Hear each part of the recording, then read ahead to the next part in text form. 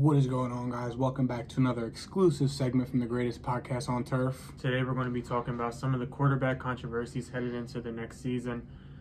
Aaron Rodgers, Drew Brees in the Saints situation, and Matt Stafford. Rumors surrounding that.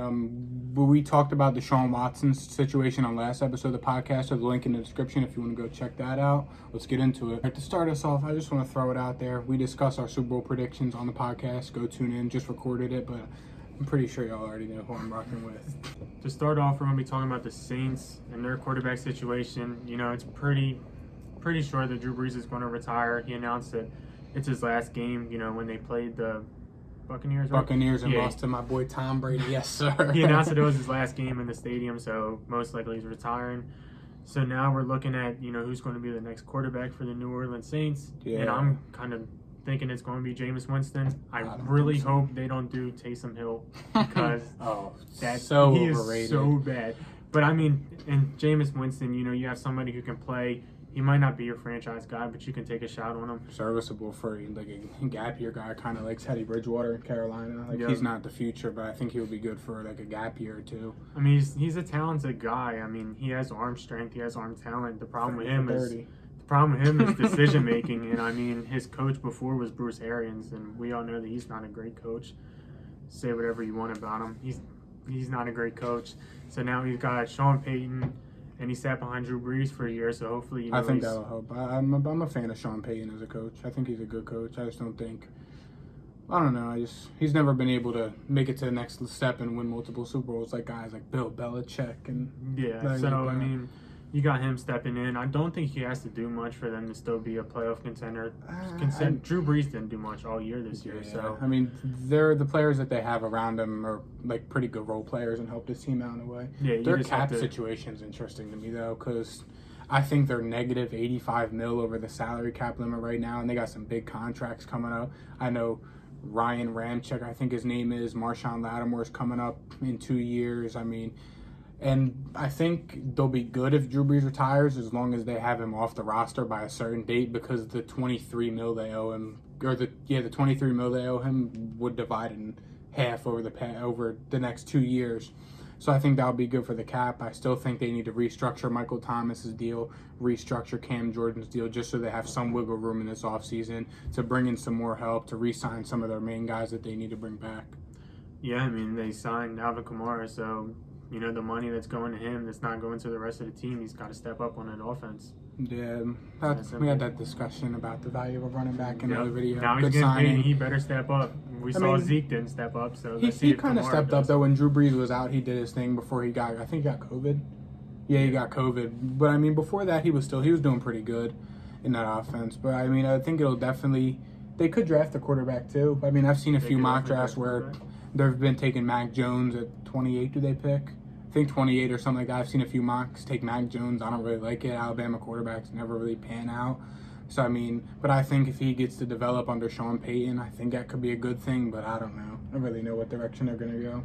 Yeah, I don't know. It's a packed quarterback room. I think they're going to go with Winston because, I mean, why would you bring him in if he wasn't your plan for the next year or whatever? That's smart. I think they have him. I think they bought him in on a 2-year deal. So next year will be his final year. So like I said, I mean, if he's a bridge quarterback for a year, I think that's good for them. And if he doesn't have a great year this year, they move up in the draft, have a better draft pick, and they can get their quarterback for the future, hopefully. I wouldn't... Yeah, no, you're right there. But another thing I want to touch on, what do you think about Aaron Rodgers and that whole fiasco that happened in that post-game press conference yesterday? I think Aaron Rodgers wants to go, and I don't think I blame him. I don't blame him either. I mean, what has he lost? The last 4 national NFC championships that he's been in. Blown out by the 49ers 3 times. Blown out by the Falcons another. I mean, after they won that Super Bowl back in 2010, I think everyone thought that was the start of the next great dynasty, like Aaron Rodgers and the whole team they had around him, but never really panned out. And I mean, like you said, I don't blame him for one now. He can't win. I think the general manager and Matt LaFleur have kind of done him dirty. I mean, Aaron Rodgers, it's Aaron Rodgers, and then you guys need defense and another receiver for Aaron Rodgers to play alongside Devontae Adams. And you bring in Jordan Love, who keep in mind didn't even suit up any of the games. He's a 3rd-string quarterback. He didn't even suit up. He was standing on the sidelines, which I can see if you're trying to develop him or whatever. But I mean, you still want to get him some reps. You're blowing teams out. I mean, he's still your backup quarterback. In my opinion, he's the guy that should come in. Like, if you have that much faith in him, if Aaron Rodgers goes down to play, you should be able to feel comfortable to put Jordan Love in for a play. Yeah, exactly. Considering he was a first round. He's not suiting up, and I mean, I don't know what the deal with that is. And then the second round, there's other good players on the board. Could have got a decent receiver, but you go take a running back. Yeah, when your running back room is already pretty good, you got Jamal Williams and Aaron Jones, who's been a top running back these past few years. And A.J. Dillon isn't bad. I mean, don't get us wrong, but they just didn't need when him. you have other needs, you don't take a quarterback and a running back when those are very bottom list of your needs. If they had another corner, Kevin King wouldn't have been exposed like that, if you think about it. So. Oh, my goodness. There it is right there. I think in a way that they've been trying to, like, push him away or whatever by doing that. I mean, because I remember... What do you mean? Like, by all the stuff they did, I think they've been trying to, like, push Aaron Rodgers away to get to this point where he's like, oh, I want out, so they don't look as bad. I mean, I remember 2 years ago, I think it was, that I remember him and Matt LaFleur came out that they were having, like, some differences and got in a few arguments over play calling or something. Yeah, Aaron Rodgers, I mean, he wants to call the plays, and Matt LaFleur came in, a young coach, and said, no, I'm calling the plays, and... You know, they beefed since then, and then that's why, you know, he took Jordan Love. Yeah, I mean, I could go with it, too. Like I said, trying to push him away just so gets fed up. I mean, it's happened. I mean, you saw during the game against the Buccaneers that just happened, the kicking that field goal was brutal. Some of the coaching decisions were bad.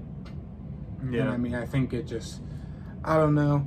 I think that Aaron Rodgers was most likely going to request a trade going in the offseason.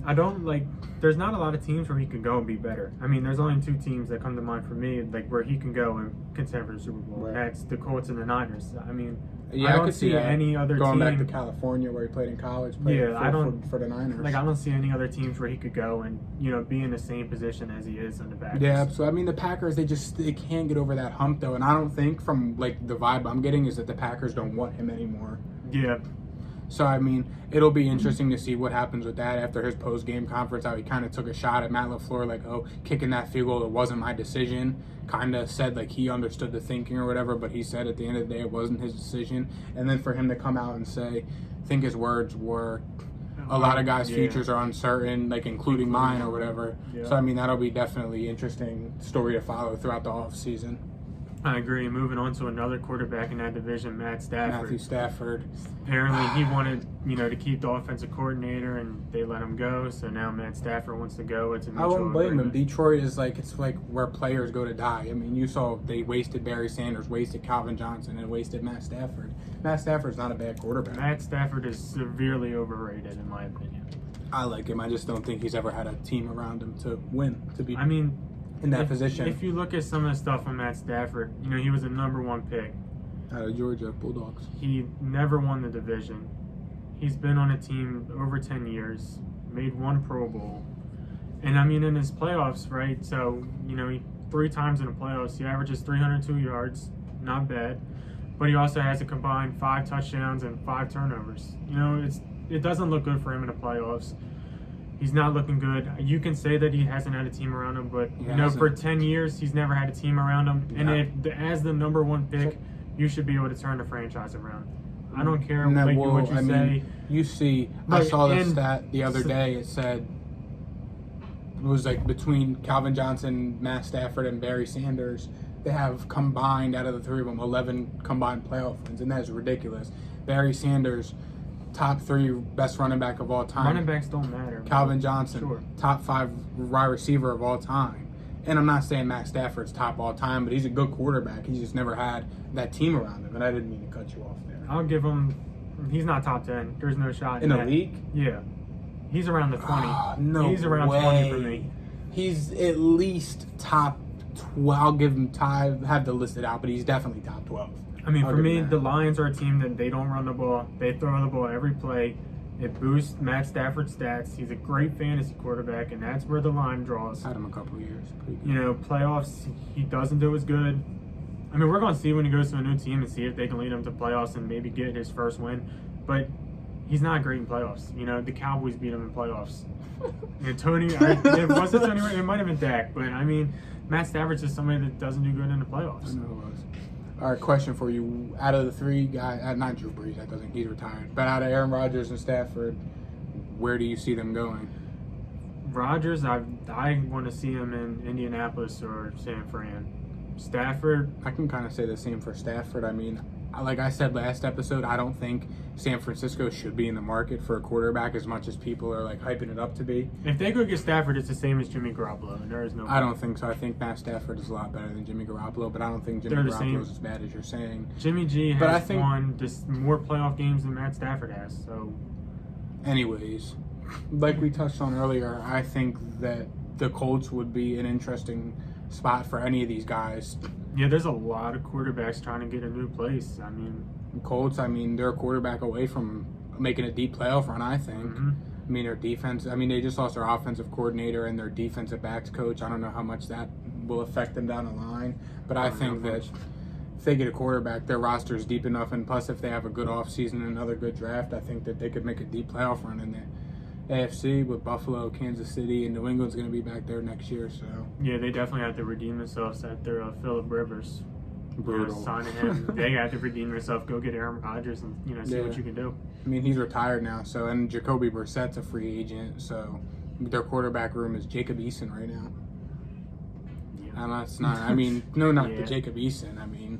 He was an okay prospect. He was never going to be anything like crazy coming in the draft. But if you want to make a run, Jacob Eason's not the guy. I don't think. I feel like the Colts thing to do is to go get Matt Stafford. Like that is something that the Colts would do. They brought in Phillip Rivers when they could have brought in Tom Brady. So let's bring in Matt Stafford when you could have brought in literally anybody else. You know what I mean? It's just a Colts thing to do. Who you're saying that like Matt Stafford is like garbage? He's not. Matt Stafford's good. No, he's not. He's still got a couple more years left in him. I'm not saying that he was good 5 years ago either. Matt Stafford was a #1 pick and he was a bust. How is he a bust? He's never had a good team. How has he never had a good team? For over 11 years, he's never had a good team. No. So they just completely messed up everything. They're bad. Look at their record. Look at their records. They've gone. What is the most important position? They're like the Browns. Quarterback, and they've never built around him. They're like the Browns. Okay, sure. They went 0-16. But Baker Mayfield came in and turned the Browns around. It wasn't just Baker Mayfield. They've trials and tribulations. Plenty. Was Baker on his, third or fifth head coach in 3 years? Like that's brutal. That's trial. Matt Stafford the Detroit Lions blow. The Detroit Lions are one of the sorriest organizations in football. They wasted Stafford's career there. Stafford's wasted it. When Stafford goes to a new team and sucks, I want you to remember this conversation. I'll remember him. He won't win a playoff game. He will never win a playoff game unless he goes to a great team. He'll be a contender, and he's gonna help his team out. Team that needs a quarterback. He's not bad, like you're saying. He's not. You overhype all this. The Cowboys sweatshirt says Matt Stafford sucks. Write it down. The guy wearing the jersey of the greatest quarterback to ever step foot on a football field says Matt Stafford will be fine. He's a good quarterback and he'll be good.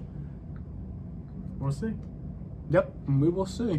All right, guys, that concludes this week's segment of the greatest podcast on turf. Just recorded the podcast. Link will be in the description below. We talked about the winners and losers of the playoffs. It's a good one. Go check it out. Thank you guys for showing love. We'll keep bringing you guys great content. We'll see you next week. See ya.